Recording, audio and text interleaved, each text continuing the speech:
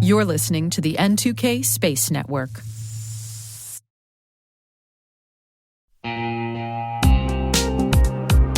At Thales, they know cybersecurity can be tough and you can't protect everything. But with Thales, you can secure what matters most. With Thales's industry-leading platforms, you can protect critical applications, data, and identities, anywhere and at scale with the highest ROI. That's why the most trusted brands and largest banks, retailers, and healthcare companies in the world rely on Thales to protect what matters most: applications, data, and identity. That's Thales. Thales. Learn more at thalesgroup.com/cyber.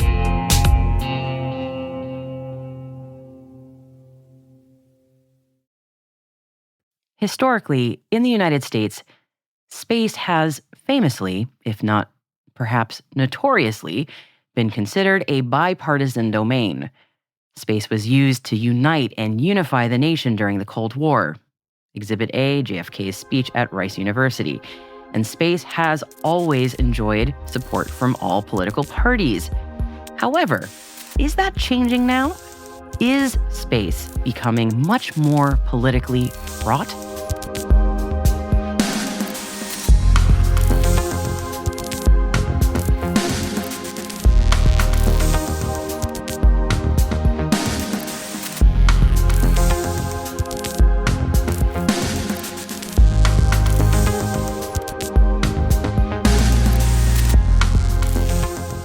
This is T-Minus Deep Space. I'm Maria Varmazes. My guest today is Kevin Kelly. Now, Kevin knows the ins and outs of the politics of space in the United States, as he is a former Senate appropriations staffer who oversaw funding for NASA, the NSF, and 25 other agencies. Now he's a partner at Actum, where he advises some of the most influential players in science and defense. His career has spanned everything from nuclear technology and climate systems to the tools that we use to monitor near-Earth threats.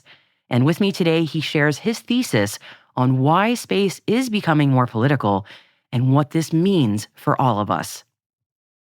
I'm Kevin Kelly. I am a partner at Actum, which is a strategic consulting firm, and I'm based in their Washington office and have been involved in the space program now for the better part of almost 40 years, really from the time that I went with Congresswoman and then Senator Mikulski from the House to the Senate, and she got on the Senate Appropriations Committee.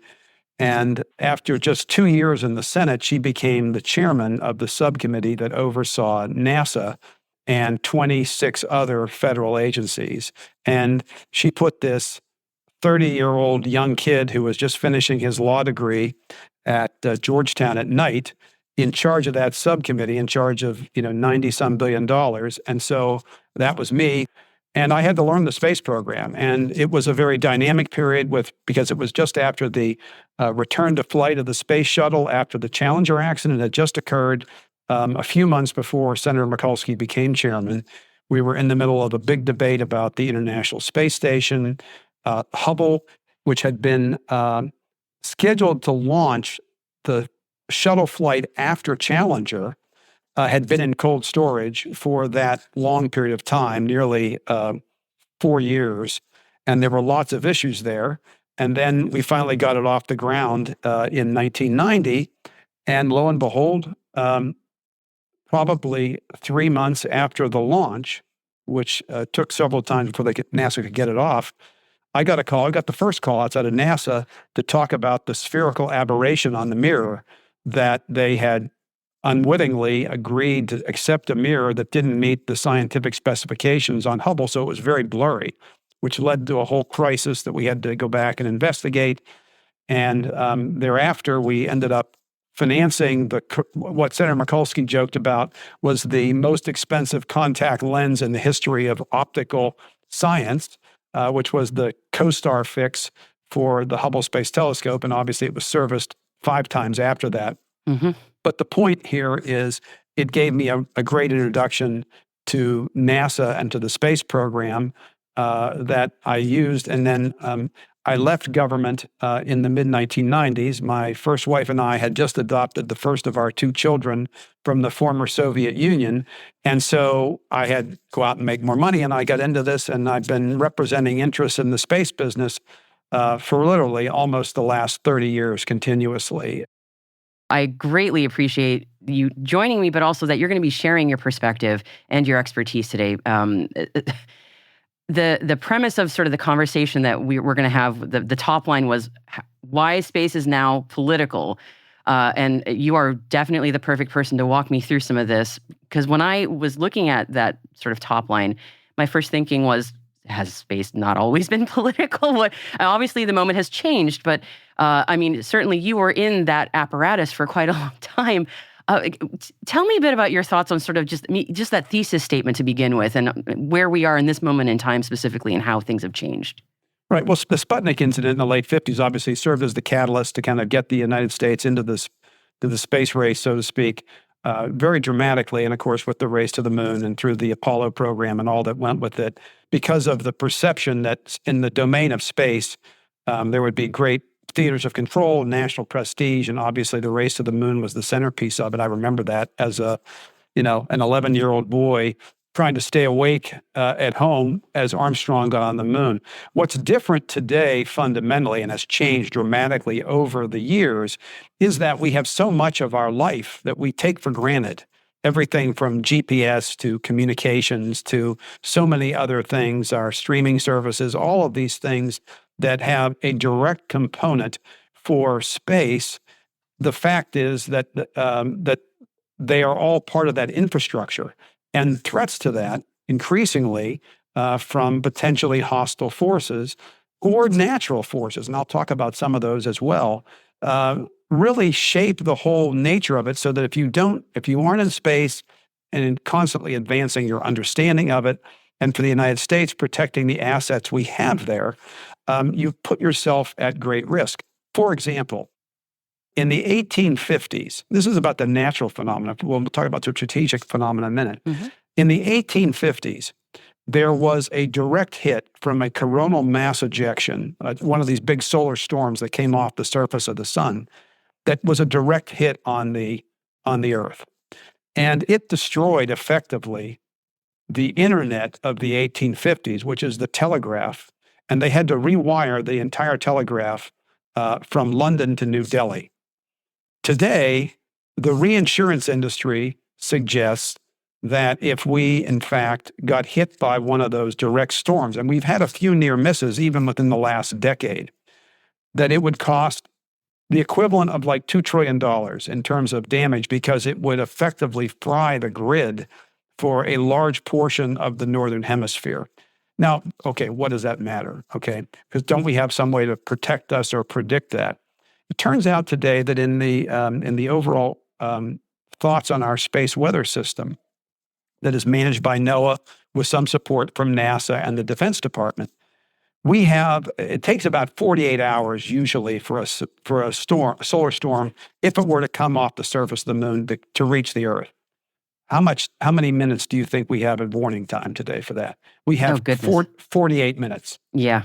Yep. So the point is that forget about, are we against the Chinese or the Russians or the Iranians or the North Koreans, all of which are real and imminent domain threats to our heritage in space and our strategic interests. But even the natural phenomenon, we are extremely vulnerable because we have not put in place the constellation of observations, both in space and on the ground, that combined will improve our warning times and improve the predictive analytics that help us anticipate, will that storm hit us or not? And there's only a couple places in the federal government where that work is done. Some of it is in NOAA, but most of the fundamental sciences in it are done in NASA in a field called heliophysics, which I'm very involved in representing people that do that. And then also with assets that are on the ground that are largely managed by the National Science Foundation. And so, it's a combination of those things, but it's like, wow, space is important for that. From a political standpoint today, you've seen a whole set of change that's gone on within the last 10 years, right? President Trump, in his first administration, created the Space Force. And you say, well, why did they do that? And, it's interesting. And if you listen to some of the people that were really the co-authors legislatively of that whole formulation, their kind of analysis is, if you look at the Air Force, which is a great military service, great heritage, they built over a long period of time, starting back in the late 60s and then through the 2000s, a big set of elegant, exquisite satellites that we use for communications, for tracking enemy threats and missile defense, as well as in assets for what we call the national technical means to, spy on our adversaries. But what they discovered was that they had built this heritage, and then some of our adversaries had weapons, even from Earth, that they could actually take out these satellites. And all of a sudden they said, oh my goodness, we have built this elegant network of dozens of these satellites, and they're incredibly vulnerable. And, because the Air Force is more about, the Air Force, it's about planes and the things that go with them and missiles on the ground, as opposed to space-based assets. And so now with the creation of the Space Force, it's designed to deal with those strategic threats and to deal with the concept today of what we would call dynamic space operations, where it's been widely reported and testified to in Congress that a country like the Chinese today are now developing a way by which they can undertake dogfights with satellites. But now we know that we have adversaries who are doing that with satellites, and that puts us in an especially vulnerable position. So the country has changed in a long way, and now because of this, go back to this interconnectivity, as a country, if you lose communications or you lose situational awareness from our space-based assets, you are, fighting a war with one hand tied behind your back. And look no further than the conflict between Russia and Ukraine for that kind of activity. And why is the military studying that theater of operations so carefully?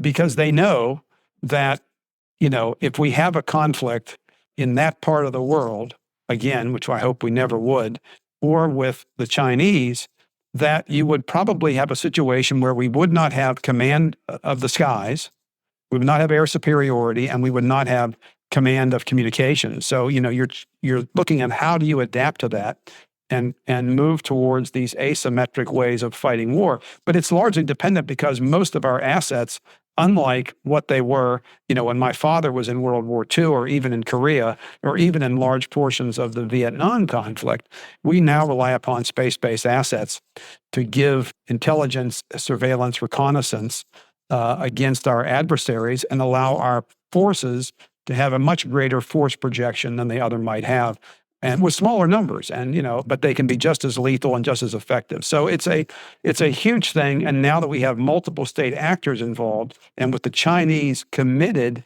to a focus on space superiority to us, both in low Earth orbit and then out at the moon in the cislunar environment, there's a big challenge there.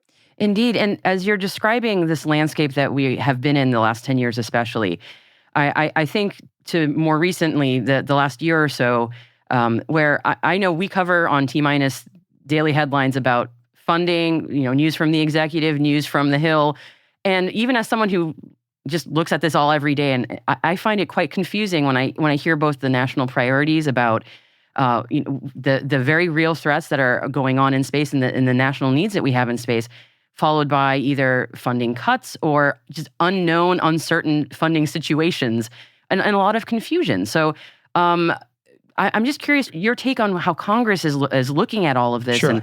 Not that you have a crystal ball, but it is a confusing situation, I think, for a lot of people. It is. Right It's now. very dynamic, and there's a lot of uncertainty, and there's a lot of risk that goes with that. And the question is, do our leaders have a plan in place that over the next 5 or 10 years will build out an architecture, a space-based architecture, both on the civil side and the national security side, relying upon commercial industry largely, for the evolution of that?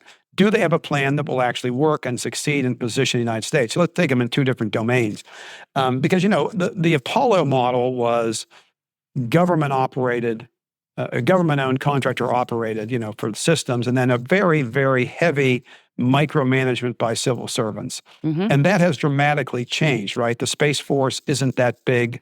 NASA, as you know, has undergone severe reductions in the number of civil servants that manage key programs.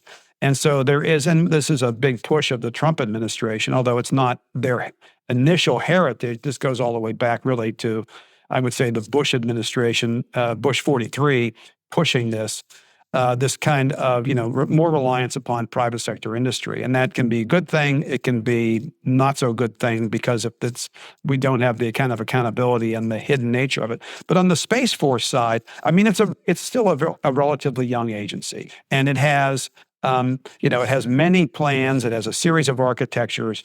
That you begin to see, like with the Layer 1, Tranche 1 comm satellite, the transport layer for communications that they're just beginning to deploy here. There has been a big shift, right? I mean, where, in the old days, like I said, there was a series of elegant government-owned assets that were very large. I won't say they were the Death Star or Battlestar Galactica, but they were very large and they were extremely expensive, and you didn't do them all that often, right? Right. I mean, that's right. We talk about the Hubble Space Telescope. It's a great telescope. It's seen many things. It's helped us understand the history of the universe. It's 13.7 billion years of age. But there were a lot of other Hubble telescopes. I'm not saying anything that's a surprise, that didn't look out. They looked down. And so that heritage.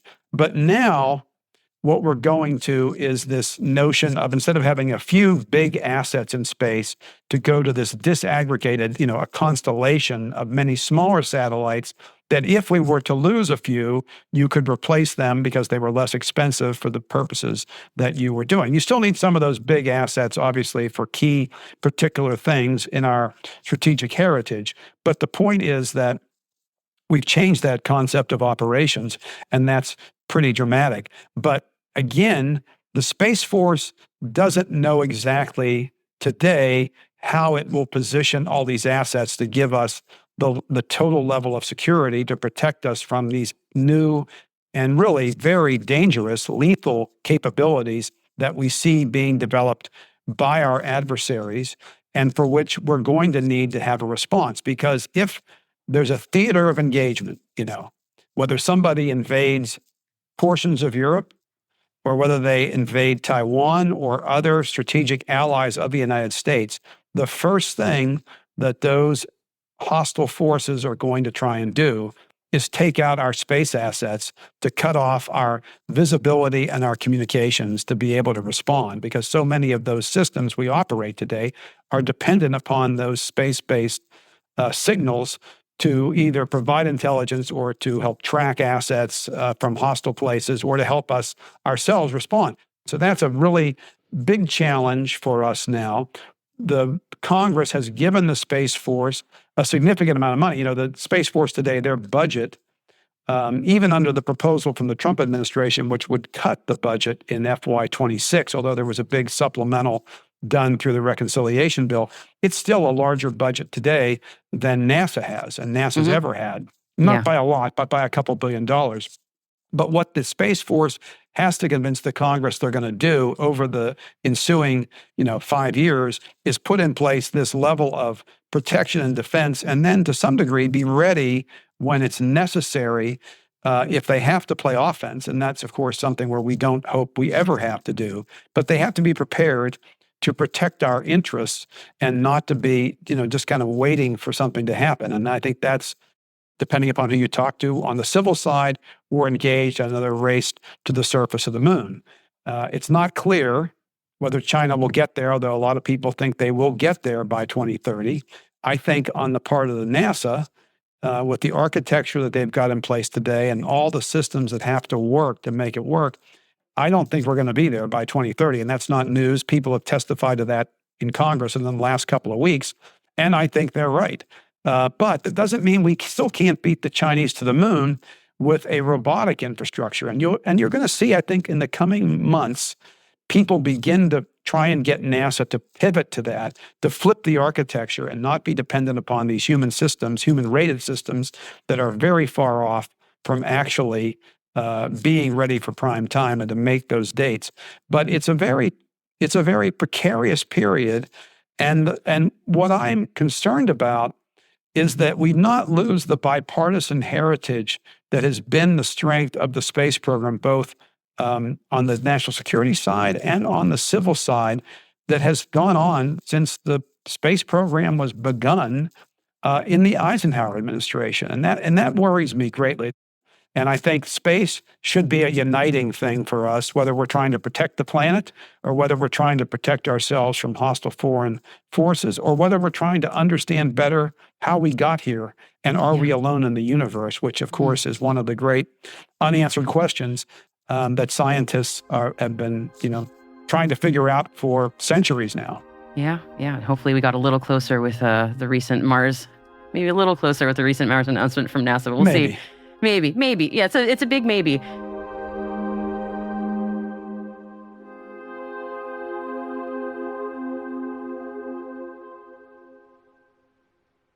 We'll be right back. AI adoption is exploding, and security teams are under pressure to keep up.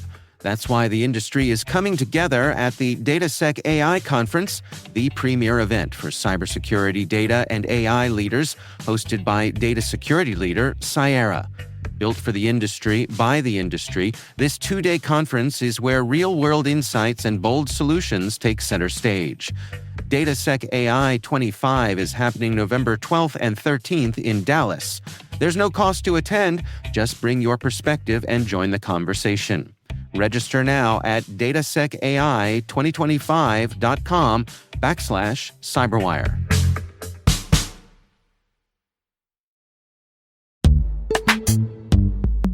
Think your certificate security is covered? By March 2026, TLS certificate lifespans will be cut in half, meaning double today's renewals. And in 2029, certificates will expire every 47 days, demanding between 8 and 12 times the renewal volume. That's exponential complexity, operational workload, and risk. Unless you modernize your strategy.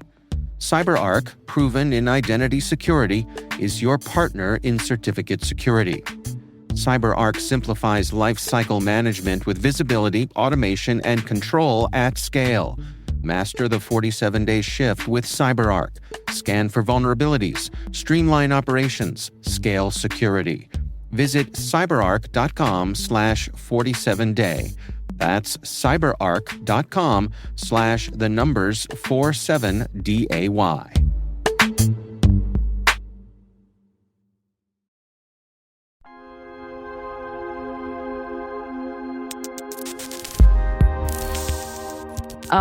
You did mention appropriations, and that is something I also wanted to ask you about throwing that all into the mix here. It is a lot to keep track of, and I'm just thinking again, as somebody who tries to keep on top of it every day, it is monumentally confusing. Just as someone who's just really not a political wonk. It's just trying to figure out where the money is going, and as you mentioned at the top of our interview, what the opportunities are there, especially in the commercial sector. Because I think a lot of people are trying to figure that out now while it feels like sand shifting under the feet a little bit. Any thoughts on that? Sure. Any... Look, I think all of the agencies are trying to find the right balance on this. And I take the mission that NOAA provides. And I think one of the things that is going to be a challenge is, setting in line, what are the, inherently governmental things that need to be done so that we have assets that are, essentially they might be run by contractors, but they're managed writ large by the government, that are complemented, maybe significantly, by commercial sector providers of data.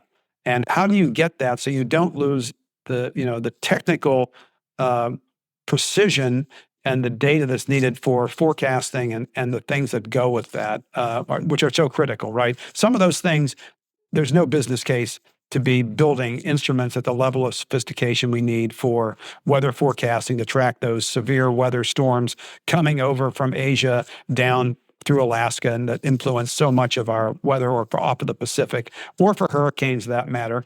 And so I think, it's going to be a balancing thing there.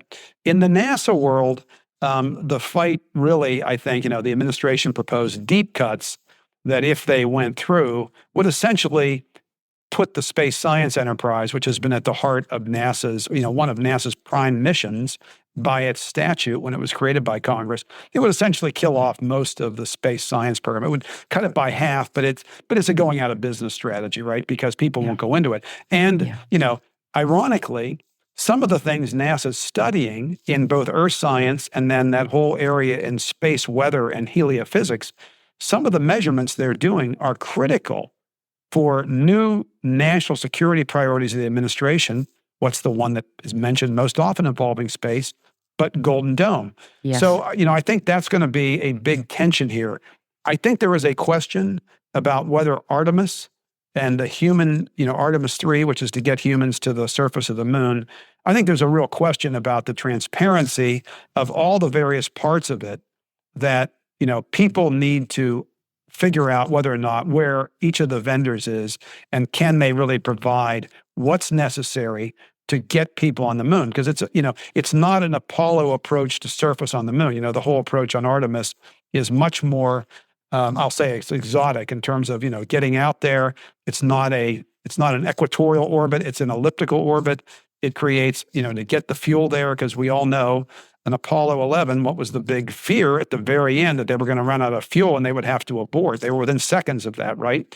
And Yes. so having the fuel, and now that we're much further out with the capsule or the vehicle that transports the astronauts from Earth to the cislunar environment is so much further from the surface of the moon, you need a lot more fuel to get down there, which requires, in this case, SpaceX to actually have a whole series of launches consecutively, dozens of launches potentially, certainly more than 10, and many more potentially, that they will have to put the fuel into orbit and then get out to the moon and make sure we have a lander that can actually get to the surface. And all of that, people don't have the confidence that they're ready to go on that. And so there will be some big debates about that in Congress this fall. I think the future of the science program is less in doubt, although there is a significant difference between the House and Senate on science.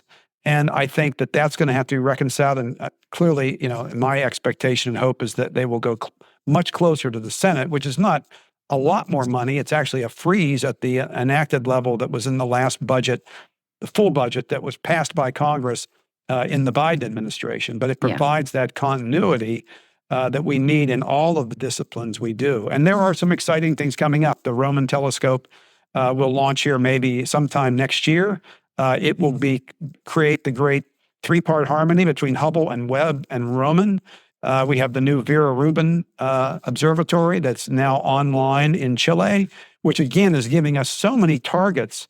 But the crazy thing is, why would we create all these assets in order for other people outside of the United States to be the ones to find the great discoveries? It makes no sense. So we need a cohesive strategy that is bipartisan, that is funded appropriately, not excessively. I don't think anybody wants to throw money at problems. I think that's a mistake. And when I was on the Appropriations Committee for Senator Mikulski, we had an adage for the quiet guardians of the federal purse, and it was designed to be tough. I mean, if you go back and look at our record, we were tough on NASA in the sense that we were supportive, but we always wanted them to justify things and not to overpromise and under budget, which is what has unfortunately been one of the things that they've been criticized for.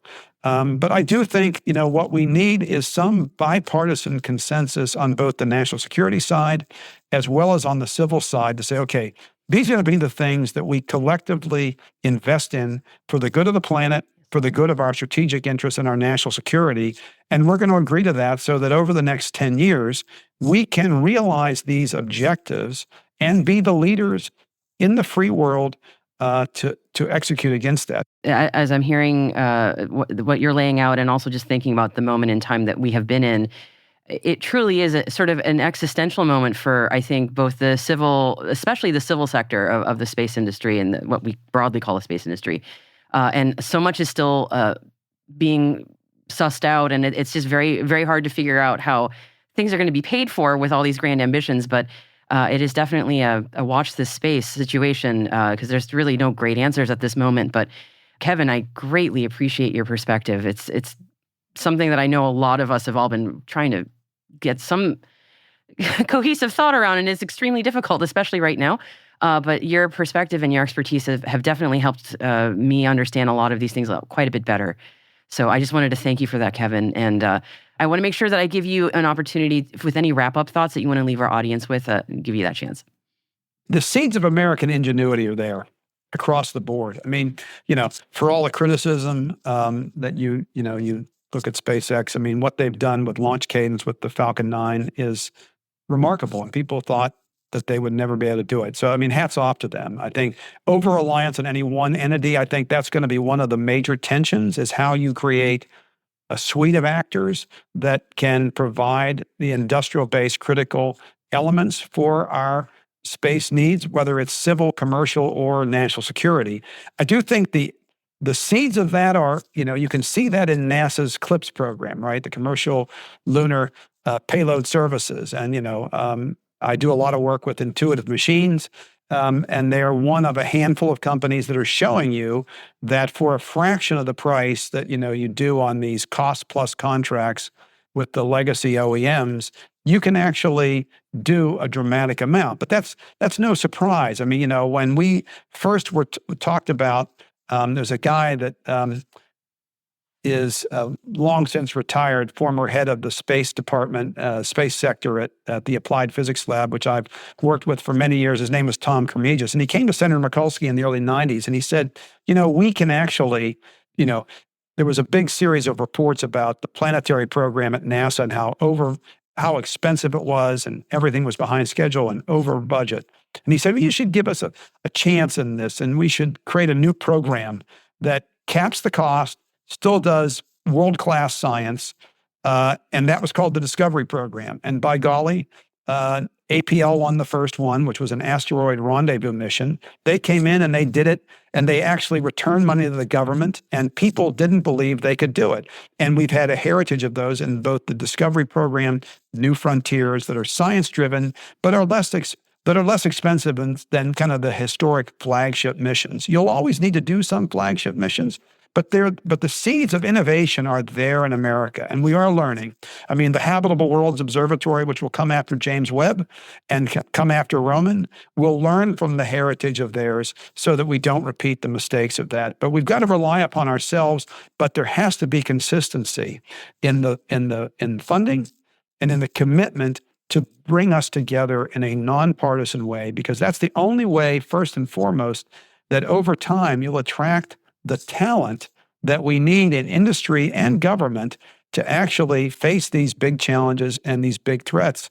And that's what worries me the most, is that, we'll fail to meet that moment. And I hope and believe that we have leaders in Congress and within the administration and with the industry writ large, that we can somehow find a way to come together, meet these challenges, and lower the temperature of the partisan nature of things. I think space could be a good way of creating a great bridge to help, because it's in space, there's more that unites us than divides us.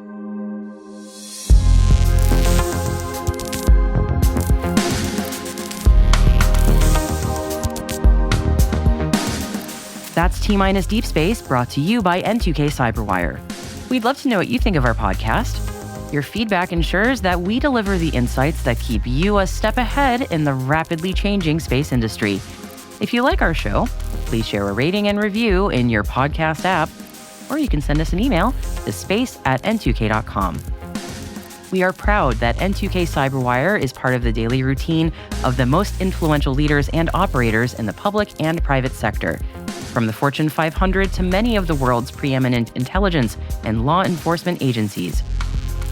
N2K helps space and cybersecurity professionals grow, learn, and stay informed. As the nexus for discovery and connection, we bring you the people, the technology, and the ideas shaping the future of secure innovation.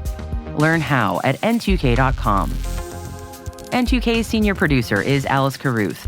Our producer is Liz Stokes. We are mixed by Elliot Peltzman and Trey Hester, with original music by Elliot Peltzman. Our executive producer is Jennifer Iben. Peter Kilpie is our publisher, and I am your host, Maria Varmazis. Thank you for listening. We'll see you next time.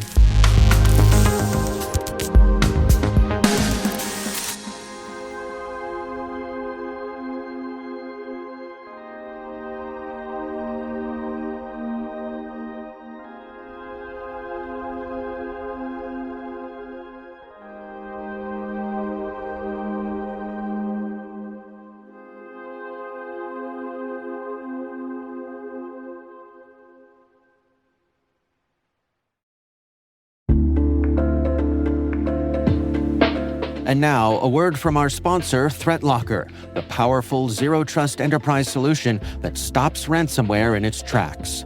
Allow Listing is a deny-by-default software that makes application control simple and fast. Ring fencing is an application containment strategy, ensuring apps can only access the files, registry keys, network resources, and other applications they truly need to function. Shut out cybercriminals with world-class endpoint protection from ThreatLocker.